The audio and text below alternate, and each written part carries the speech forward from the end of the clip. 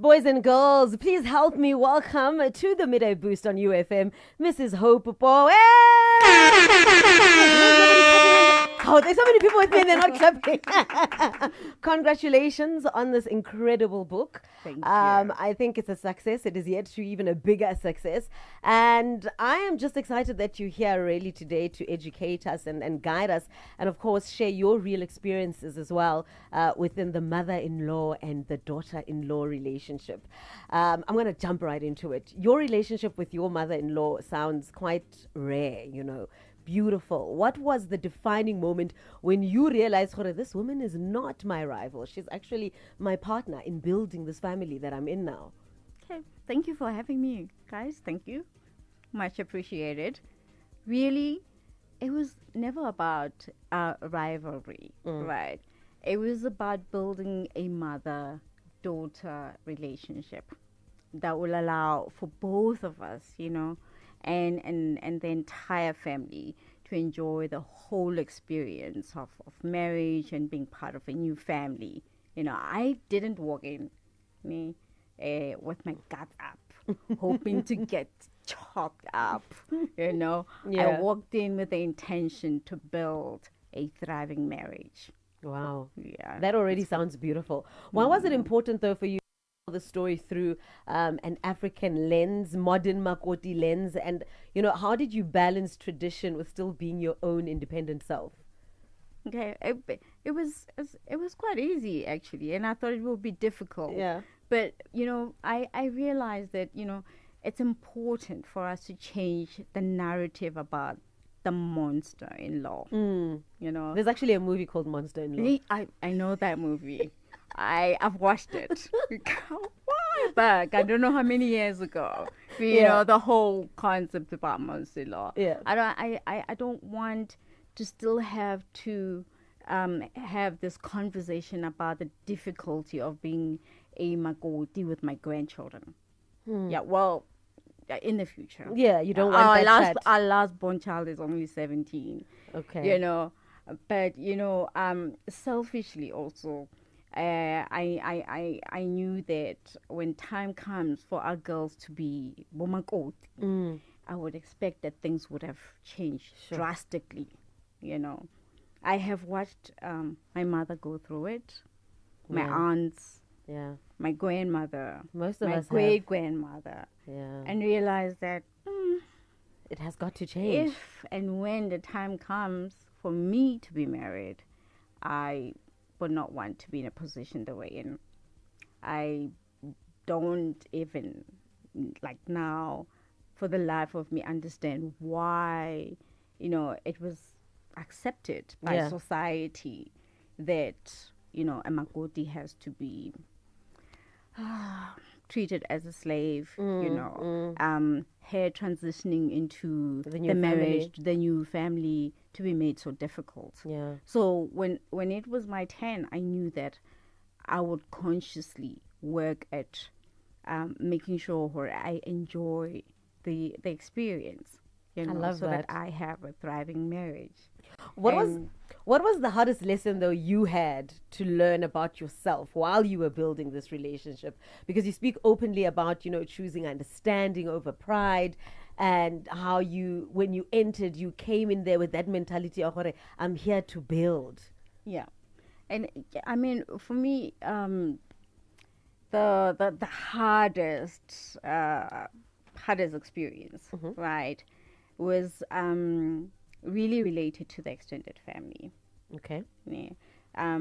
Walking knowing that my husband has cousins, has extended family members, elders who he has a close, special bond with, and they will not just jump up and down when they see that, we're no longer going to have that much access to him, as we used to, So you must accept that. That's a lesson. No, you can't say, abanrati immediately. You have to understand and then give them grace.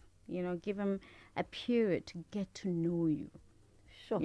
Once they get to know you, and also when you work on getting to know your mother-in-law, you really focus on your relationship with your mother-in-law, building that trust, And then once, your mother-in-law and your husband have your back, everything will fall into place. It's easier. Because, mothers-in-law are always considered to be the matriarchs of the family.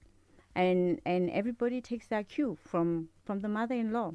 If the mother is like, I'm not happy about this one. So the entire family will act like that. Actually. But if she says, hey, you're not gonna touch her. I love her. Oh, before I do this, then the whole family will fall in line. They'll follow suit. That's how it works. That's what I learned. I love that. Yeah. So the life lessons at the end of each chapter in the book, which one do you think every daughter-in-law or even mother-in-law should take to heart?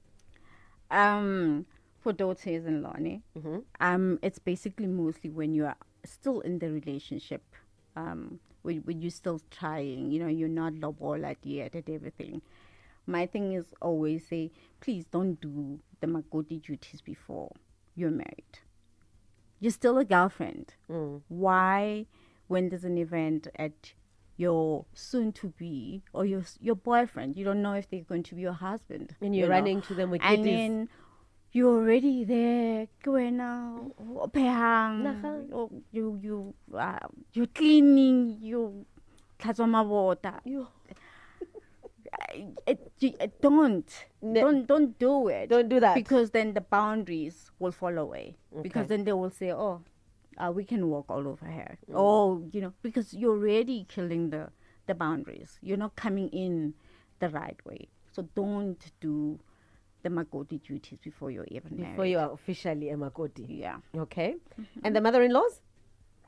The mother-in-laws, I think it's hard for them to let go of their sons. We raised our sons thinking, hurry, in the future they'll be there, they'll take care of us. But I think my generation, maybe let me start with my generation to say that I expect that my generation will really look into themselves, and decide what kind of in-laws are we going to be, so that they don't mess with the mental health of their daughters-in-law.